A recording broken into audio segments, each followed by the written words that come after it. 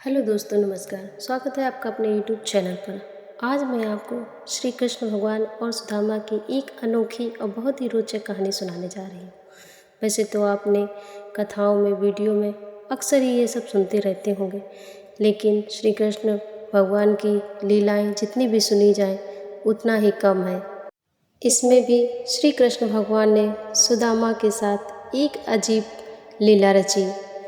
एक बार श्री कृष्ण भगवान और सुदामा दोनों ही लोग जंगल में लकड़ी काटने जाते हैं। तभी सुदामा श्री कृष्ण भगवान से पूछते हैं कि माया क्या होती है, मैं माया के दर्शन करना चाहता हूँ। श्री कृष्ण भगवान ने कहा, फिर कभी बताऊँगा। अगले ही दिन सुदामा फिर पूछते हैं कि माया क्या होती है। श्री कृष्ण भगवान कहते हैं, चलो पहले यमुना में स्नान करते हैं, और दोनों ही लोग स्नान करने चल देते हैं। श्री कृष्ण भगवान 2 डुबकी लगाते हैं और बाहर आ जाते हैं। सुदामा सोचते हैं कि चलो मैं एक डुबकी और लगा लेता हूँ, और जैसे ही वो तीसरी डुबकी लगाते हैं वैसे ही यमुना में बाढ़ आ जाती है और वो पानी की लहरों में काफ़ी दूर निकल जाते हैं। काफ़ी कोशिश करने के बाद सुदामा नदी के दूसरे किनारे पर निकलकर बाहर आ जाते हैं और चलते होते हैं। तभी एक सामने देखते हैं हथनी अपने सूंड में माला लिए आती होती है, और वह माला उनके सुदामा के गले में डाल देती है, और लोग उनके पीछे काफ़ी होते हैं। वो चिल्लाने लगते हैं, महाराज की जय हो, महाराज की जय हो। सुदामा पूछते हैं, यह सब क्या है? तो वह नगरवासी बताते हैं कि हमारे राजा की मृत्यु हो गई है, और इस राज्य की प्रथा है कि हथनी जिसको ही माला पहना देती है वही हमारे राज्य का राजा बन जाता है। और सभी नगरवासी सुदामा को लेकर जाते हैं और उन्हें सिंहासन पर बैठाते हैं और उनको राज मुकुट पहनाया जाता है। सुदामा वहाँ के राजा बन जाते हैं और एक राजकुमारी से उनका विवाह किया जाता है। विवाह के कुछ दिन पश्चात उनको 2 पुत्र होते हैं। काफ़ी दिनों के बाद उनकी पत्नी बीमार पड़ जाती है। वैद्य जी के इलाज करने के बावजूद भी उनकी पत्नी ठीक नहीं हो पाती है और उनकी मृत्यु हो जाती है। सुदामा बहुत दुखी होते हैं और रोने लगते हैं। तभी नगरवासी उनसे कहते हैं कि आप हमारे राज्य के राजा हैं, आपको ये सब शोभा नहीं देता है।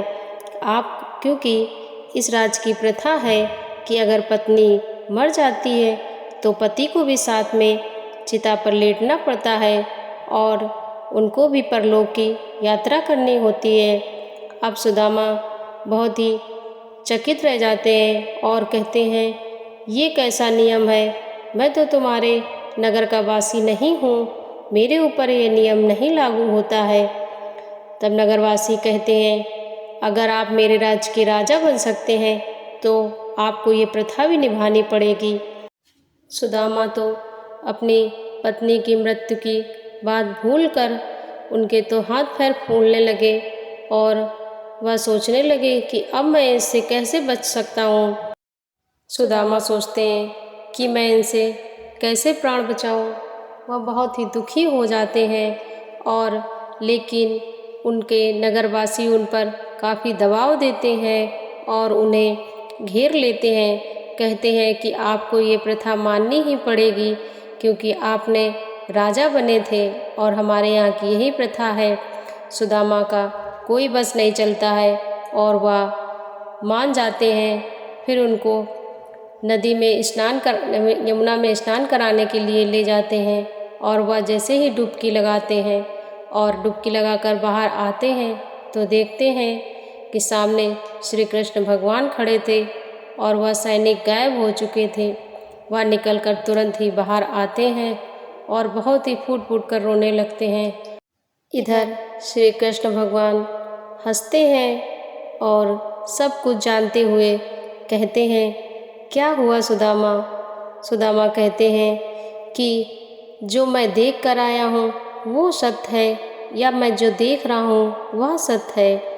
श्री कृष्ण भगवान कहते हैं, तुम्हें तुम्हारे प्रश्न का उत्तर मिला कि नहीं?